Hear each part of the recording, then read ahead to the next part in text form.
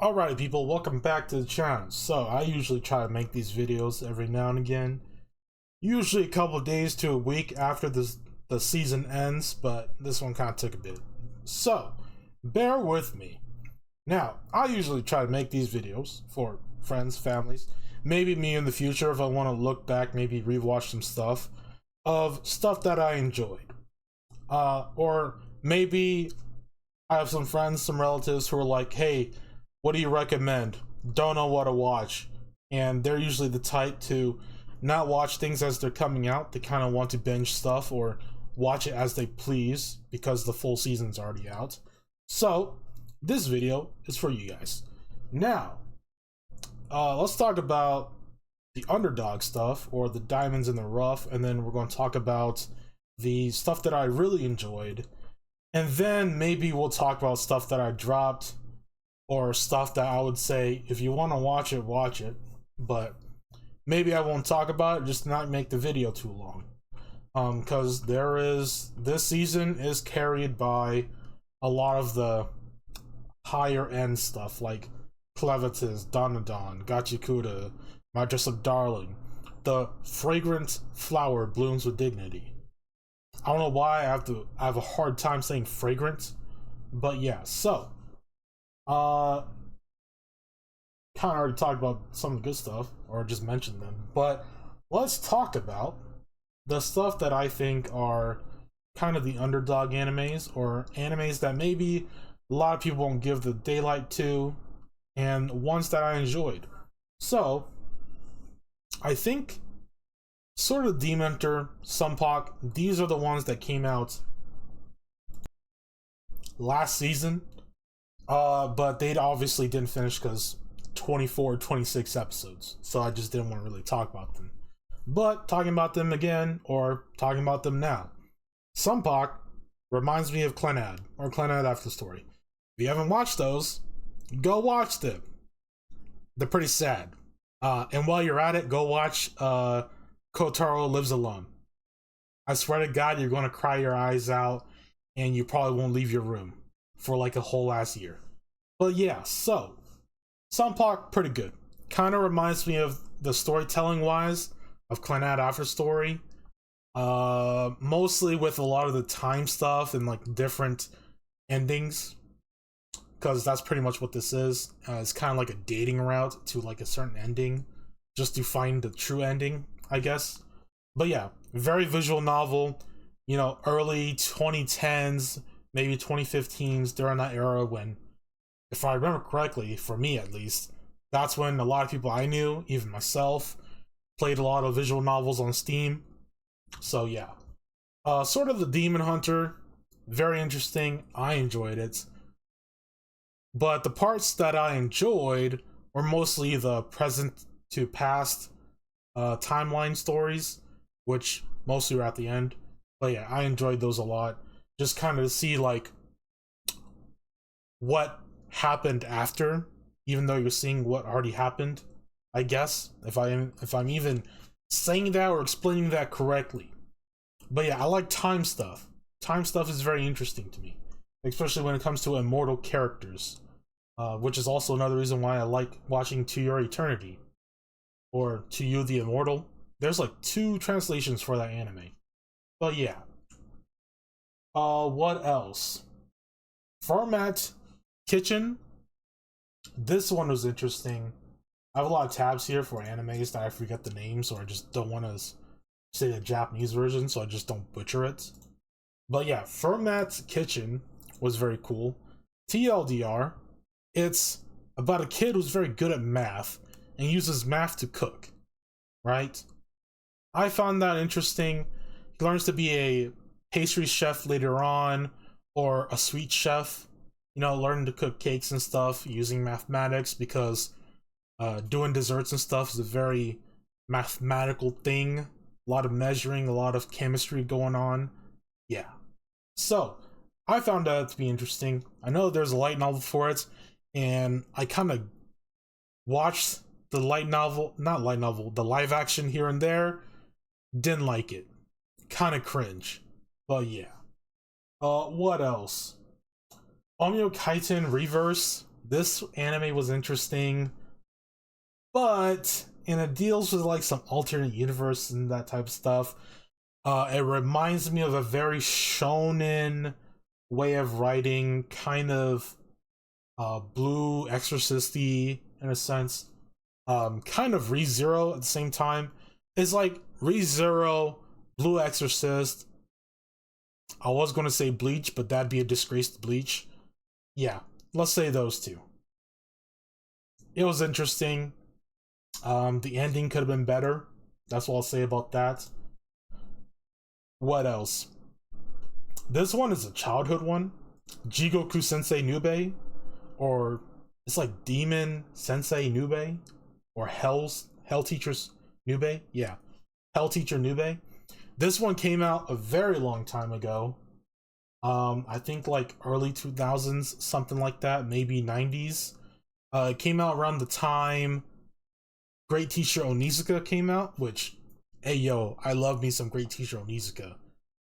I don't know if they still have more to animate, or if they're going to make a second season or something, if they're going to remake the first season, but if they do, I'm watching it, because that shit was fun, and it was cool. What else? Other interesting ones that maybe not a lot of people watched. Gachi Fighter, Busamen Gachi Fighter was interesting.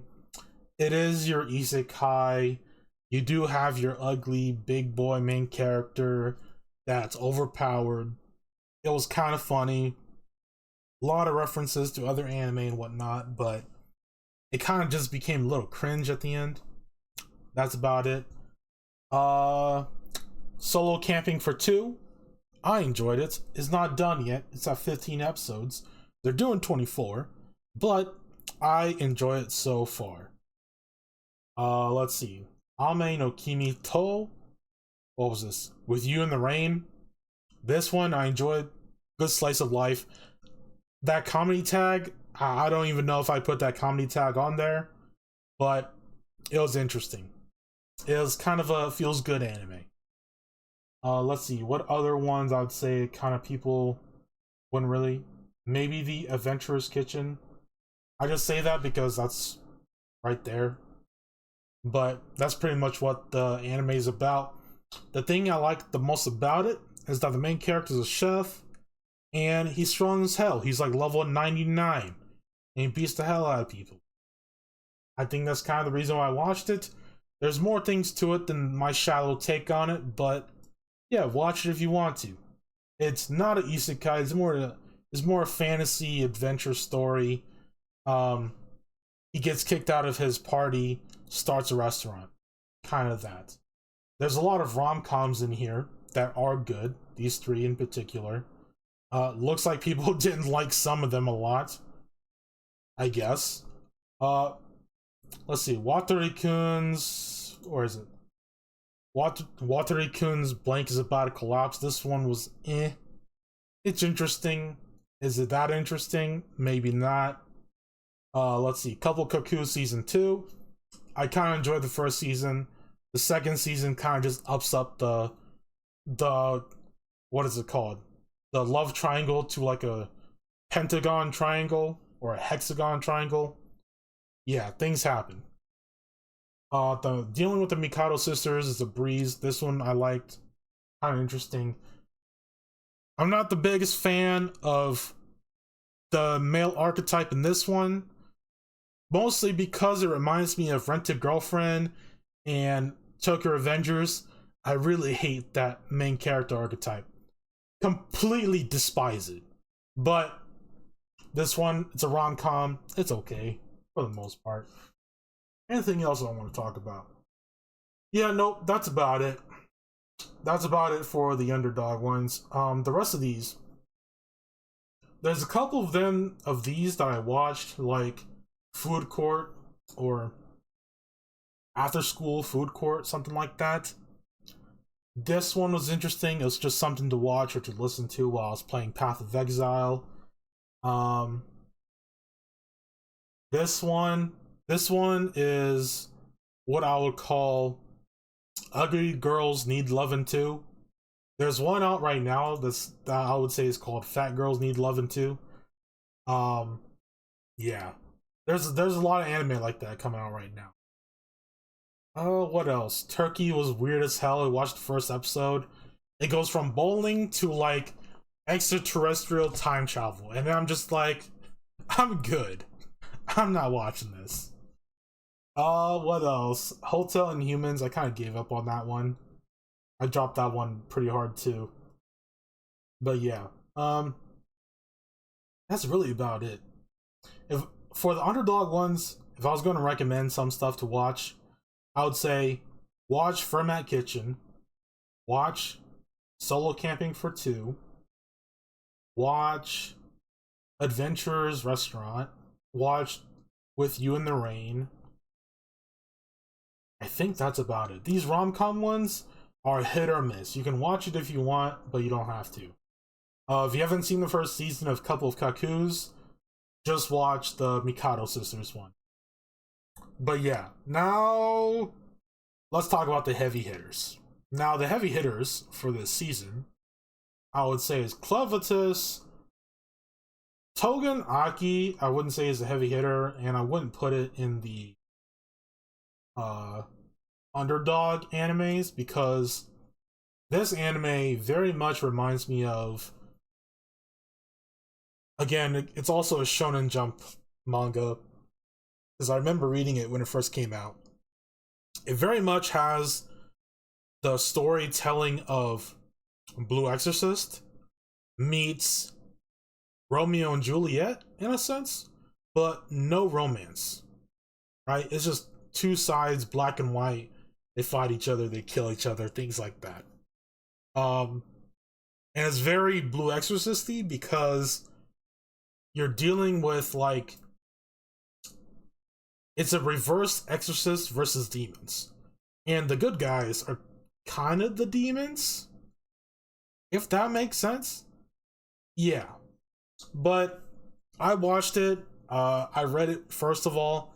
I kind of enjoyed it, but it kind of got very bland, and so I dropped it. But back onto the heavy hitters. I know that a lot of people liked Water Magician. To me, it was okay. That's just my take on it. Clavitus was fire. Silent Witch was good. I won't say it was fire. I'd probably give it a 7 out of 10, but looks like people gave it 8 out of 10. This one is the sequel to, not Bunny Girl, but I think it's like the same art style as Bunny Girl. I know this one came out way long ago. I remember watching it, I remember liking it, but right now, I really could care less about it. The Santa Claus one. This one. If you guys can see my cursor. I don't know how it's at an 81. Maybe people enjoyed all the dialogue. I kind of could care less. It was boring as hell for me. Something in the Night, this one. Singing in the Night, or whatever the hell this one was called. Season 2, boring as hell. Not really enjoyed it. Yeah. I did not enjoy this one at all. Let's see. The Summer That Hikaru Died. I think this one. This one was weird as hell. Didn't enjoy it that much. I could see the mystery parts, I could see the horror parts, but in totality, could care less. And I think it's a Netflix anime. Honestly, I could see why Netflix wanted to pick it up. Weird as hell. But yeah. Any other top hitters that I didn't really like? Yeah, honestly, this whole row, minus Kaiju number 8, did not enjoy. Clevitus, Silent Witch, Water Magician, decent. Water Magician, less so. But Clevitus and Silent Witch, very, very good. Okay, now on to the top 5. Alright, these ones are probably like what bumped up this summer to being very good. Alright, now Kaiju number 8. Shout outs to One Republic. My childhood band. I enjoy listening to their music, and them making songs for Kaiju number 8. Always bangers. Alright? Always bangers. So, Kaiju number 8, the season. Yeah, it was okay. Honestly, it was okay. Now, this one is kind of... I can see the author trying to do a bit more of the emotional storytelling on this one. But honestly, we didn't even see Shinomiya's. I think that's the blonde girls' names. We didn't really see the first captain all that much. So I think the story beat that they wanted us to feel didn't really hit. You know, I didn't cry. It's not like Rengoku died. It's not like Asuka's backstory, you know? And yes, I did go watch the Demon Slayer movie. It was absolute fire. If you didn't watch it, go watch it. Honestly, you don't even need to have seen the previous stuff. Just go watch the movie. You'll still cry. But yeah, so, the top 4. Now this top 4 right here. This top 4, fire. Now Gachi Ikuta is not done yet. It is not done. But it's still pretty decent. Alright? I think the artist, the mangaka, used to work under the mangaka for Soul Eater and Fire Force or something like that. Because the art style and the kind of story writing is kind of the same, I guess. Again, I could be wrong on all that. I could be making stuff up. I'm not fact checking myself. You guys can do that in the comments. But yeah, I read that somewhere, don't know where, but I'm retelling it now. I could be wrong, but I'll keep my opinions with Gachi Ikuta until maybe the end of the fall, because it's not just done yet. But right now, 15 episodes in, pretty damn good. Really enjoy all the kind of funny stuff, and I enjoy the main characters so far. But yeah, so I think the best anime this season, The Fragrant Flower Blooms with Dignity. Now, I've been reading that manga for a while. I've been reading it, I think, ever since it had like about 5 chapters. And again, this is one of the ones where it's kind of obscure and not a lot of manga reading sites were translating it, and so I had to dig deep. I had to dig real deep. And also, I'm gatekeeping whatever I'm reading, watching, because, you know, that's kind of what we gotta do nowadays, just so they don't get shut down. But The Fragrant Flower Blooms with Dignity, very good. S-tier romance, S-tier story. I enjoy all the characters, male to female, enjoy all of them. They're all cool, they're all distinct. Very good writing. Yeah. But if you want to watch some romance, some school drama with little hints of comedy here and there, this is your go-to. I would put The Fragrant Flower Blooms with Dignity maybe in the top 10 romance animes of all time. Yeah, it's up there with My Dress Up Darling. You know, good transition. Now, My Dress Up Darling, season 2, very good, very good. Season 1 was amazing. Season 2, animation's there, storytelling's there. I've been done reading the manga. Love the ending of the manga. Wish they kind of did more, but of course, I won't spoil it for the anime onlys. But pretty decent, you know, ending. Wish they kind of did more. The author could have milked it out a bit more if he wanted to. He or she, don't remember. But yeah. And now Dandadan. This will be the last one I talk about. It's good, as per usual. Of course, it's not the highest rated one out of the top 5 because The Fragrant Flower is at 86. Realistically, I put it at a 90. If it was me, I'd put it at 90. But Dandadan, very good as well. I think they kind of ended where they started doing the kaiju stuff. But yeah, pretty good still. So I'll leave it there. TLDR for the high hitter stuff, let's say top 10. I'll cut it off at the top 10. Out of the top 10, on this screen that you see right now, watch the top 4. Watch Kaiju number 8 if you watched this first season. Watch Silent Witch, and then watch Clevitus. Even though I said top 10, I'm including Clevitus because Dr. Stone, I would say only watch it if you watched the other seasons. And Tale of the Shield Hero is just complete and utter trash ever since the 2nd or 3rd season. But yeah, so that's it. Watch these 2 on the side here if you guys see my cursor. Alright, these 2 here. And then watch the top 4. Alright, that's really all you need to watch. If you don't want to watch too much, you probably got time for the top 4. Watch the first season of Dandadan if you haven't. Watch the first season of My Dress Up Darling if you haven't. Watch the first season of Kaiju number 8 if you haven't. But definitely watch Silent Witch. Definitely watch Clevitus. Definitely watch Gachi Yakuta. And 100%, if you skip this, you're a loser. Alright? Watch Flagrant Flower if you like romances. Now, if you don't like watching romances, go ahead and skip it. Alright? It's fine. But, yeah, watch it. I'll see you next time.